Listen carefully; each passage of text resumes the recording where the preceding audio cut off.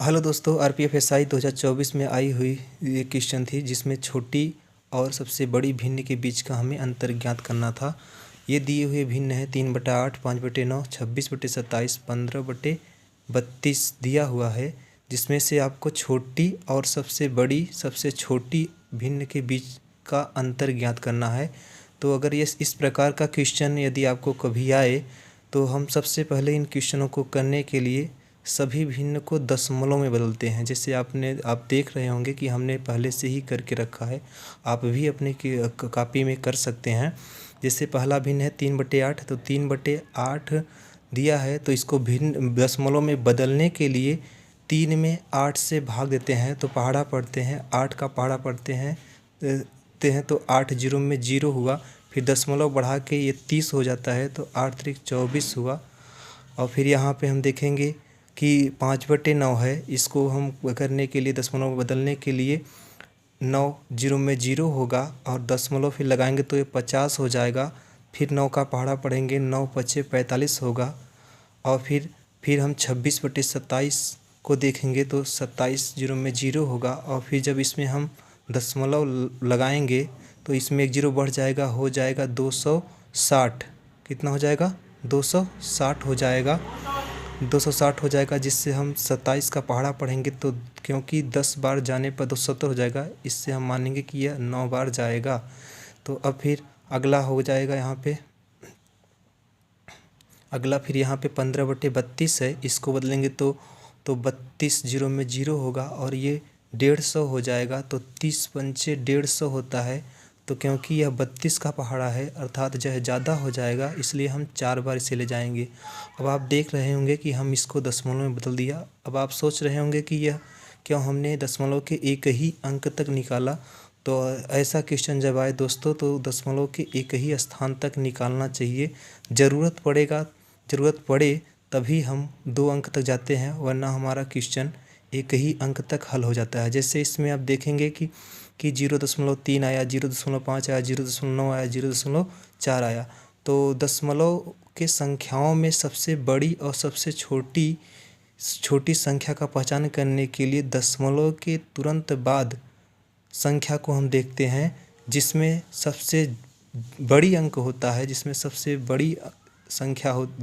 बड़ी अंक होती है वह सबसे बड़ी होगी, और दशमलव के बाद जिसका अंक सबसे छोटा होगा वह सबसे छोटी होती है। तो इसमें दशमलव के बाद 3 है, दशमलव के बाद 5 है, दशमलव के बाद 9 है, दशमलव के बाद 4 है। तो क्योंकि इसमें 3 सबसे छोटा है अर्थात यह जो 3/8 भिन्न है यह सबसे छोटी भिन्न होगी। यह क्या होगी? सबसे छोटी भिन्न होगी, क्योंकि 9 इन दिए गए संख्याओं में सबसे बड़ी है, इसलिए यह 26/27 जो होगा सबसे बड़ी भिन्न होगा। अब इसमें हम यह जान चुके हैं कि सबसे छोटी भिन्न इन दिए गए भिन्नों में, चारों भिन्नों में सबसे छोटी भिन्न 3/8 है, जबकि सबसे बड़ी भिन्न 26/27 है। अतः हमें इनके बीच का क्या निकालना है?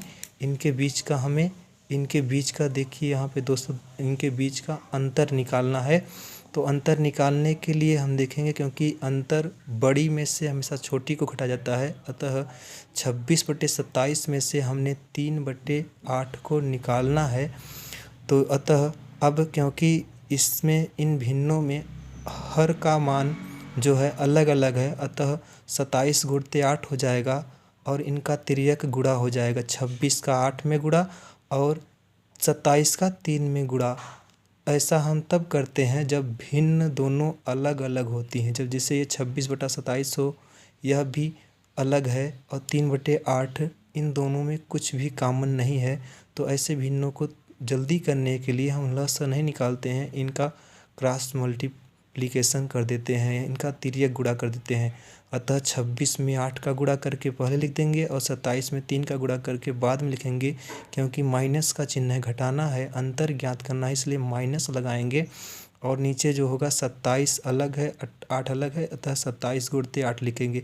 अब इन सब का गुणा करेंगे, 8 छंग होगा 48 और 8 दूनी 16, 16 में 4 हमने जोड़ दिया तो 20 हो गया, या 208 हो गया। माइनस का चिन्ह है तो माइनस लगाएंगे अब 27 में 5 का गुणा करेंगे, 27 में 5 का गुणा कर 27 में सॉरी दोस्तों ये 3 है, तो 27 में 3 का गुणा करने के लिए 3 सते 21 का 1 लिखा हमने, 2 हासिल हुआ, 3 दूनी 6, 6 में 2 हासिल था, जोड़ दिया 8 हो गया, 6 2 8 हो गया, और बटे फिर इसको भी गुणा कर लेते हैं, 8 दूनी 8 सते 56 हो जाएगा, 8 सते 56 हो जाएगा, 8 दूनी 16, 16 में 5 जोड़ा 21 हो गया, 216 हो गया।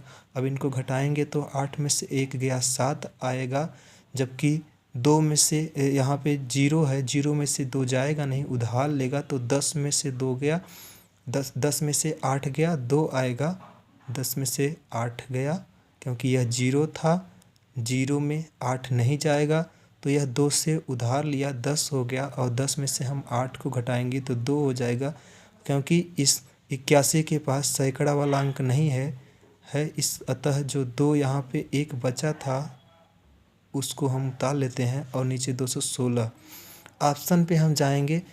तो ऐसे सवालों को हम अपने पेपर में पूरा नहीं हल करते हैं,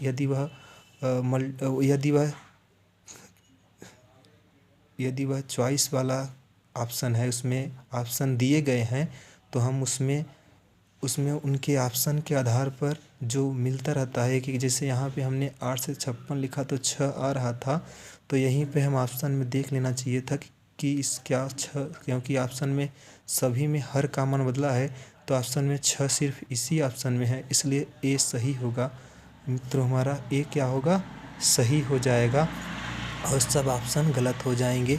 ऐसे ही हमको अब यदि यह दोस्तों समझ में आया है आपको, तो ऐसे ही आपको दूसरा सवाल करके कमेंट में बताना है।